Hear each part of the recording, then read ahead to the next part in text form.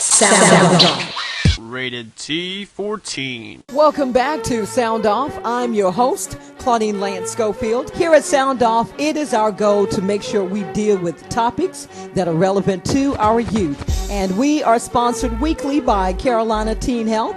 And because we want to keep it relevant, we thought it was necessary to talk about the danger of texting while driving. And I am very honored to have with us on this morning Corporal Tyrese Knox Neesmith from the Conway City Police Department. Y'all, let's give it up for Tyrese.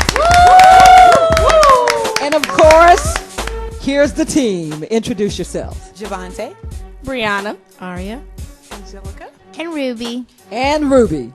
Okay, let's go back and talk about some of the alarming statistics. Research reveals that 46% of drivers under 18 admit to texting while driving, while 61% of teen drivers admit to risky driving habits. And also, talking on a cell phone while driving can make a young driver the reaction time as slow as that of a 70-year-old. Now, not my father-in-law, because he's 70 and you would think that he's about 50, but the typical 70-year-old, while you're talking on a cell phone, your reaction time is definitely slow down. Would you have you heard that before, Corporal Neesmith? Definitely. Okay. Your reaction time slows down any distraction that you have. Okay, I'm going to go to Aria in a minute, but let me ask you this. Corporal Tyrese Knox Neesmith, help me. What can we do as parents and you as law enforcement to help our young people to understand the danger of texting and driving? Well, as stated before, for one, as parents, we need to talk to our kids, let them understand that this is very, very, very serious. As far as law enforcement, what I do, if I do catch someone texting and driving, and I mean where I can clearly see that that's what they're doing, then I have pulled them over, and it has been mostly, they'll get a warning ticket, and that's for me. That doesn't say that's the standard, but right. To make them aware, especially when it's teenagers, that, this is very dangerous. I actually have stopped people that I thought were drunk driving. Okay. They're swerving all on the road. They've almost hit cars. Only to get there to find out, I was texting my girlfriend. Wow. Or I had a manager of a grocery chain. About 2 weeks ago, I stopped her, and she was trying to coordinate the schedules. And she's like, yeah, I was on the phone, and she's weaving back and forth and back. She almost hit the bridge. And I'm like, well, what were you doing? I was trying. I got so much I got to do. And, like I say, in the fast-paced society that we have today, we have so much to do that everybody gets caught up into. I have to do all of this, that if you just pull over, you'll probably get it done quicker. Right. And then you can concentrate on what you need to do, get home or do whatever, wherever you're headed. But it actually happens. We come in contact pretty frequently with a lot of people that are texting or reading a text, or now we have smartphones. Everybody either has an Android. You're not saying that it was right when everyone had the old Nokias, as we were talking earlier. Right. All you had was buttons, Nokia. 3 clicks, to Right. text. Now you have Facebook. You're trying to update your status. You're trying to read everybody's happenings. You're trying to post something silly you saw riding down the road. And you have YouTube. You have TVs on phones. They're more complicated. You can't just dial a phone like you used to with the iPhone. You got to go through, I know my phone, I have to go through 2 menus just to get to where I can dial a number, and it looks like, hey, that person's texting, when really they're just trying to make a phone call. So, with the sophistication of phones, and it's taking a lot more time to make a basic phone call, that you're distracted. You're not paying attention to what's in front of you. You might miss that car that came out of Hardee's. You might miss, a lot of things. And now either you're in an accident or you've ran into something yourself. We've had people hit poles at Walmart parking lot. They think because I'm in the parking lot, no big deal. I'm in the parking lot, it's cool. And they've hit them poles. It's been out there forever. They don't move, Right. Yeah, but they're running them down like, it's nothing to it. All because got to get on that phone. And, I think a lot of people mistake that. Well, I'm not on the road. I'm in the parking lot. People are walking in parking lots. You have, like I say, the poles are in parking lots, and they tend to forget, oh, it's okay. And next thing we know, now you got yellow paint down the side of your car. Wow. Okay, well, Aria, we were talking during the break, and I thought you brought up a really important something you wanted to ask Officer Neesmith. Is dialing a phone number the same issue as texting while driving? I would say it is. Kind of like what I said just now. no one has the basic phones. You very rarely see one of those you just flip open and, now you have to take a little bit more effort into dialing, even just to get to the speed dial menu. It takes a little bit to get there. So any type of distraction, definitely, whether it's reading the text or like, you're dialing the number, is a distraction. And so, Angelica, you talked about the fact that, and it doesn't make it right, but let's talk about that straight road Angelica was talking about. Yeah, because when I text, I tend to get on straight roads and I just start texting, thinking that, because it's not like a curve. It's not like you got to be because you got to concentrate. When you're driving around a curve, you need to be aware of what you're doing when you're on the curve. But, like if you just going straight the whole time, I'm not saying look completely down and text, but would you? Some sounds people like you're trying to justify. No, I'm saying some people tend to think it's safer to drive and text on a straighter road than as a curve. And I admit that I do have that attitude sometimes. I do.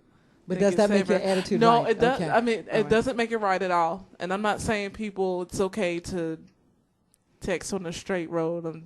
I'm saying some people have that attitude, and it's not right because you still can hit something.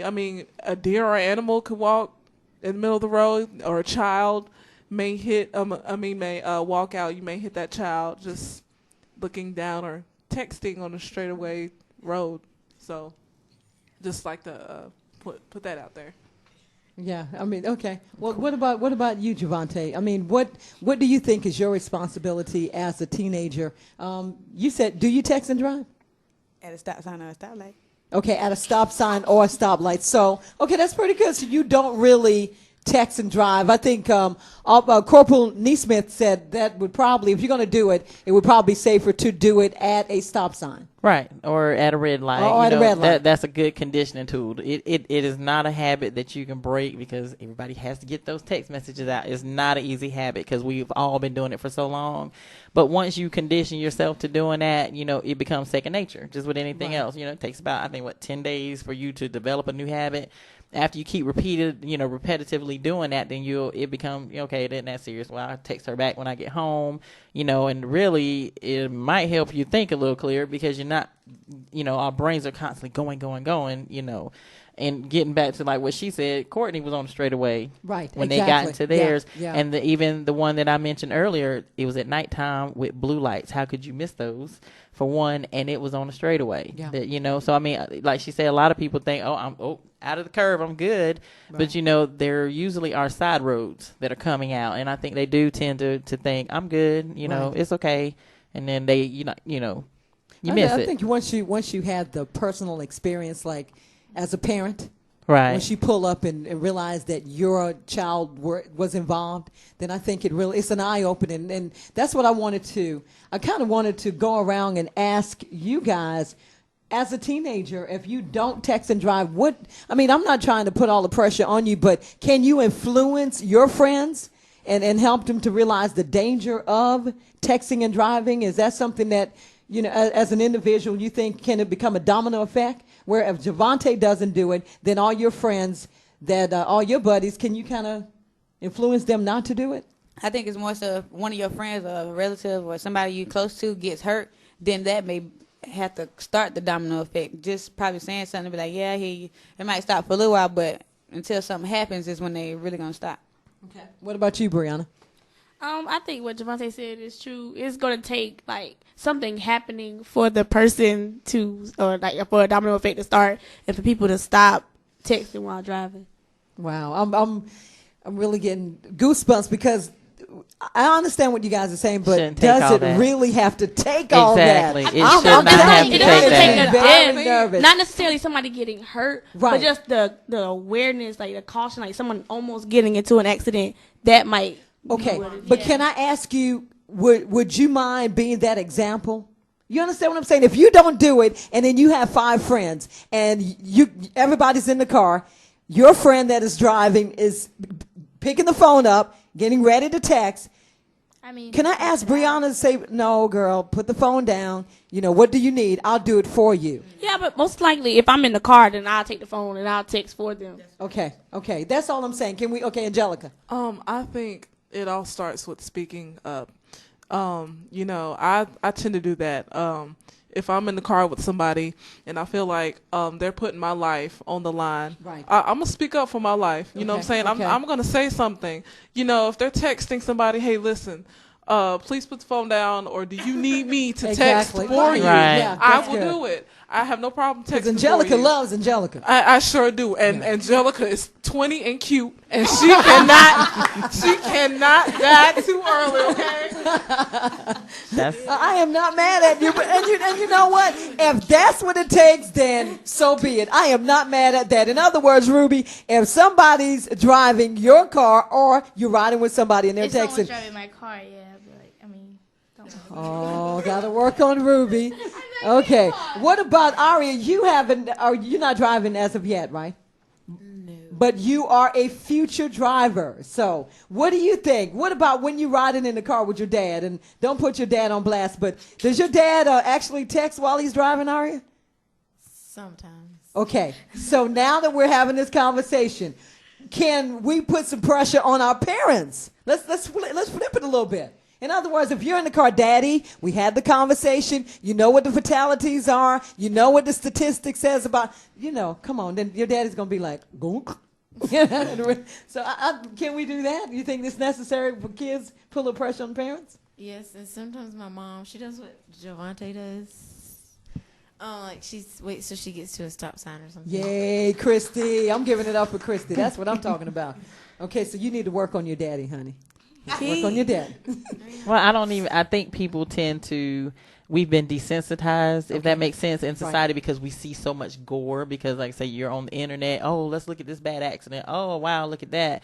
I think they tend to, oh, okay, that's never going to happen, or, oh, no big deal. And, some of them will adapt the attitude that, well, when it happened to me, I'll care. Right. But there's also property damage. For one, most drivers, insurance rates are too high on them anyway, for most parents. That's right. And I don't think they realize just one traffic collision, no matter how minor you may have just bumped that car. We live in a litigious society and people jump out of cars. I've seen them. Oh, my neck hurts. All of these doctor bills are now coming. Regardless of whatever you feel that they're playing or not, those bills are going to be coming. Right. So now you've cost not only your parents money, the insurance rates have gone up higher. I think they tend to, okay, well, yeah, a fatal could happen, but so can money. Right. That money coming out of pocket. Okay.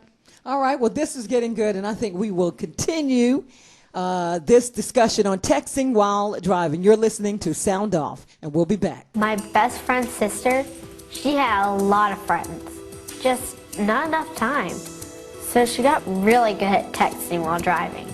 I mean, she was amazing. But ever since the accident, everything has changed.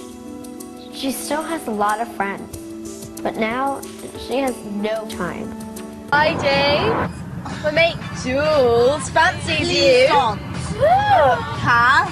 It's not even funny now. Let me just get his number.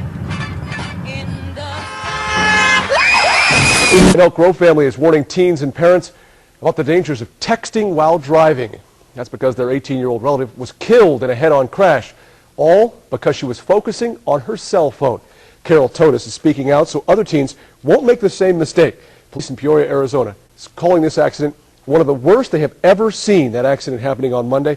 Officers say the teenager was text messaging when she crashed head-on with another driver. Both of them were killed. And unfortunately, she did make an irresponsible choice. And I know that she didn't think, oh, I'm going to die, or she wouldn't have done it.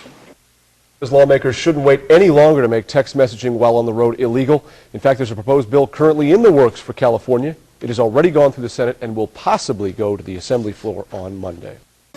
Now you're listening to Sound Off, and we invite you to join this conversation. All you have to do is simply log on to www.wesoundoff.com, and you can be a part of this discussion. Sound Off.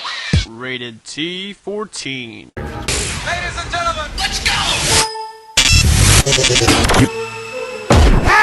What's up, yeah?